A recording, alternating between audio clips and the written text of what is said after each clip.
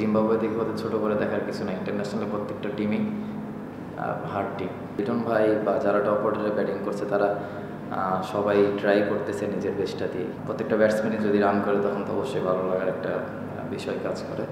তো আমি আমার অ্যাজ এ ব্যাটসম্যান হিসেবে আমার রোল তো টিমে কন্ট্রিবিউট করার। তো আমিও ট্রাই করি যে যেভাবে হোক ফিল্ডিং করে হোক, রান করে হোক, টিমের জন্য যতটুকু পারবো সবসময় চেষ্টা করি টিমের জন্য কন্ট্রিবিউট করার জন্য। উইকেটটা একটু ড্রাই ছিল। আমার কাছে মনে হয়েছে যে উইকেটে 170 বা যেই স্কোরটা করেছে এটাও একদম খারাপ না, ভালোই বলা যায়। হয়তো বা লাস্টের দিকে ওদের ব্যাটসম্যানরা একটু ভালো ব্যাটিং করেছে। তো আমার দিক থেকে প্রথমে আমি ম্যাচটা কি ডিমান্ড অনুযায়ী খেলার ট্রাই করি। তো আজকে মনে হয় এরকমই ডিমান্ড করছিল যে আর্লি উইকেট 2টা হারাইছি, একটা পার্টনারশিপ দরকার ছিল, আমি আর জাকির ভাইয়ের একটা পার্টনারশিপ ছিল। যেরকম ডিমান্ড ছিল ওইভাবে এক্সিকিউট করার ট্রাই করছি, আর বেশি কিছু চিন্তা করিনি। কিন্তু অবশ্যই আমরা টার্গেট ছিল যে যত বেশি রান করা যায়।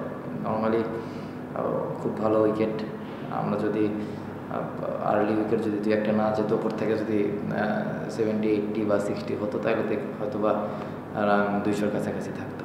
যেহেতু বিশ্বকাপের আগে আমাদের এইটাই ম্যাচ, এখানেই আমাদের যতটুকু পারবো আমাদের ব্যাটসম্যানরা, বোলাররা সবাই সবার যে প্ল্যান আছে প্ল্যান অনুযায়ী এক্সিকিউশনের ট্রাই করতেছে। এবং আমার কাছে যেটা মনে হয় যে খেলাটা এত ইজি খেলাও হচ্ছে না।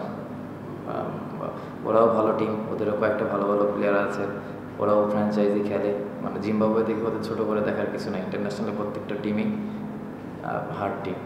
তো ইন্টারন্যাশনাল ম্যাচ আর ডোমেস্টিক ম্যাচের মধ্যে আকাশ পাতাল পার্থক্য। তো আমার কাছে যেটা মনে হয়েছে যে খুব ভালোভাবে প্রিপারেশন হচ্ছে, কিছু জায়গায় ইমপ্রুভের জায়গা আছে, এটা প্রত্যেকটা ম্যাচেই থাকে।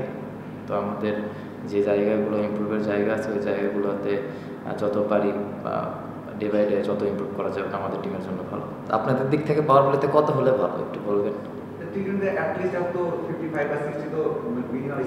45-50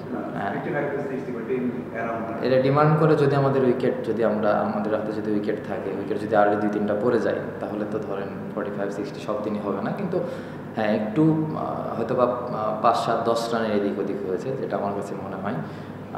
যদি আমাদের ব্যাটসম্যানরা শুরুটা ভালো করে আর একটু, তাহলে এটাও কভার হয়ে যাবে। উইকেটটা আমরা হারাইছি দেখে আমাদের রানটা মনে হয় 5-10 রান শর্ট হয়েছে। আপনি যদি দেখেন এখানে 3টা ম্যাচ হয়েছে, 3টা ম্যাচের একটাতেও পাওয়ার প্লেতে খুব একটা বেশি রান হয়নি, কারণ উইকেটে একটু হেল্প ছিল, বোলারদের জন্য হেল্প ছিল, আমাদের ব্যাটসম্যানও পারেনি, ওদেরও পারেনি। কিন্তু আমরা যদি ওই উইকেটগুলো একটু কম হারাইতাম তাহলে 10 রান 15 রান এটা কাভার হয়ে যেত। তো ইনশাল্লাহ আশা করি যে সামনের দিকে এটা ঠিক হয়ে যাবে। লিটন ভাই বা যারা টপ অর্ডারে ব্যাটিং করছে তারা সবাই ট্রাই করতেছে নিজের বেস্টটা দিয়ে। আপনি আপনার প্রফেশনে আপনিও ট্রাই করবেন আপনার বেস্টটা দিয়ে। তো একটা প্লেয়ার প্রত্যেকটা সময়ই ভালো খেলবে না, এটাই স্বাভাবিক। উনি কী প্লেয়ার বা ওনার স্ট্রাইক রেট নিয়ে অনেক কথা হচ্ছে, শুনতেছি আপনারা বলছেন। যদি চেক করে দেখেন ওনার স্ট্রাইক রেট এখনও বাংলাদেশের কয়েকজনের ভিতরে আছে, মনে হয় 2-3 জনের ভিতরে।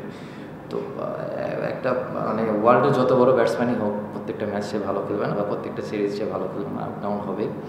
তো আশা করি যে সবাই যারা আছে তারা সবাই ভালোভাবে কামব্যাক করবে। এবং একটা ইনিংস ভালো খেললে একটা ব্যাটসম্যানের জন্য কনফিডেন্স চলে আসে। শুধু একটা ইনিংসের অপেক্ষায় এমনও হতে পারে খুব ইম্পর্টেন্ট খুব ভালো একটা বড় ম্যাচে দেখা যায় খেলার সিনারিও চেঞ্জ করে দিতে পারে। আমাদের সবার বিশ্বাস রাখতে হবে।